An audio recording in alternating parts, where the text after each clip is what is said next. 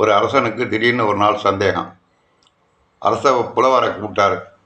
கடவுள் எங்கே இருக்கிறார், என்ன செய்து கொண்டு இருக்கிறார், நாளைக்குள்ள பதில் சொல்லணும்னா அவன் தலையை வெட்டி விடுவான்டா அப்படின்ட்டார்.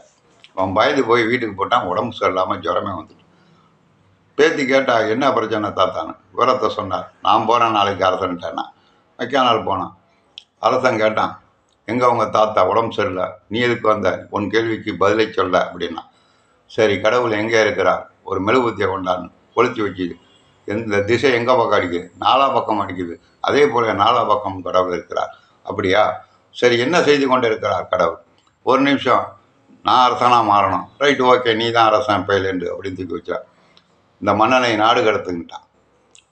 இந்த புலவர் மற்றவர்கள்லாம் தூக்கு தண்டனை போடுனார். ஐயோ, என்னம்மா அப்படி சொல்கிற. ஆமாம், நீ எப்படி உலகத்தை காக்கிறியோ, நாட்டை காப்பாற்றுறியோ, அதே போல் அந்த உலகத்தை இறைவன் காப்பாற்றி கொண்டு இருக்கிறான் அப்படின்னா.